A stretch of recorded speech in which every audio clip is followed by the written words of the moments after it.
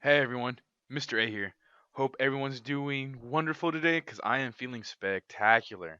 So, let's get right to the video. In this video, I am going to be talking about the pen block and the backpack.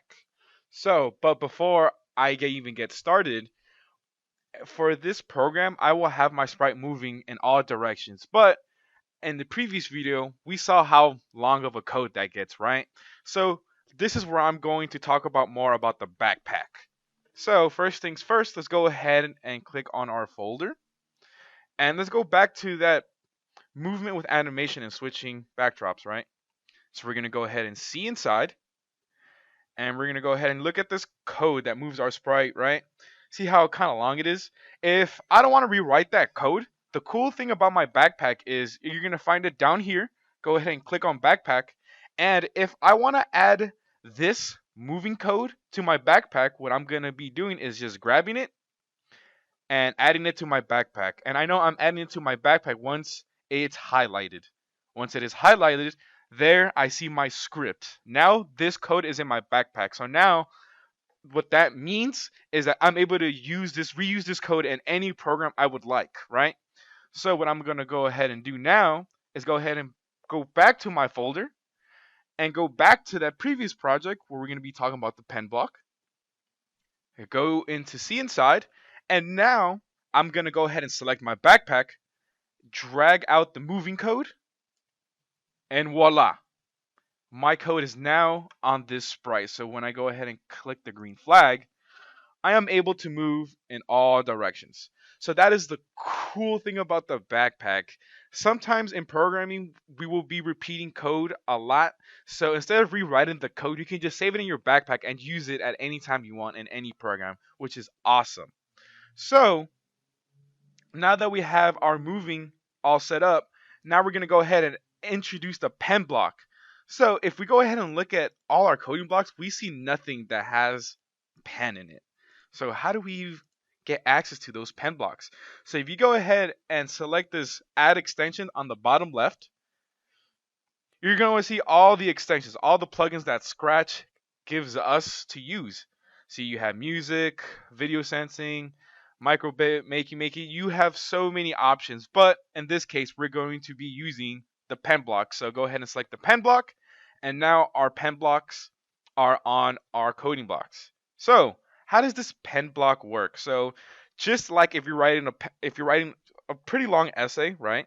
If you want to write, you're gonna have to put your pencil down and then continue writing. If you don't want to write anymore, you're gonna have to lift your pencil up, and if you want to erase, you use your eraser, right?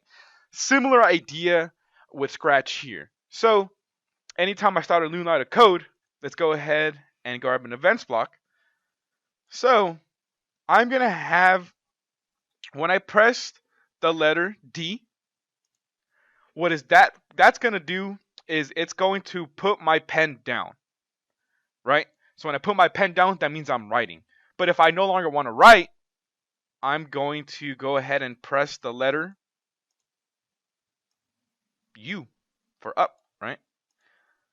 So once I press U, I'm going to lift my pen up, aka not writing anymore, right? But if I want to erase my mistakes, I'm going to go ahead and press the letter C because, I want to clear my errors. So let's go ahead and connect that.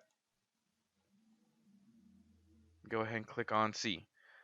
So now I got to go ahead and select my green flag. And now that I'm moving, nothing is happening, right? So now if I click on the letter D, now let's see what happens. Now our pen is activated. Whee! So now we get to make cool little patterns and zigzags, which is pretty awesome. If I no longer want to write, remember, we can go ahead and press U, and that lifts up our pen, and now we can just walk around without marking anything on our stage, right? But if I want to get rid of my scribbles, I can go ahead and click C. So to add more pizzazz to our pen, what we can do is change the pen color and change the pen thickness. So let's go ahead and program that and see what it looks like. So when I press the letter D, my pen goes down, right? And let's go ahead and change that pen color to red, make that a little brighter.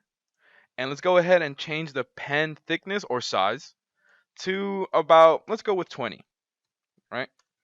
So now when I go ahead and start my code and press the letter D, see how my pen now changes and looks a little different? So that's pretty cool. So that's another thing you can do with the pencil, adding some flavor, some pizzazz to our program.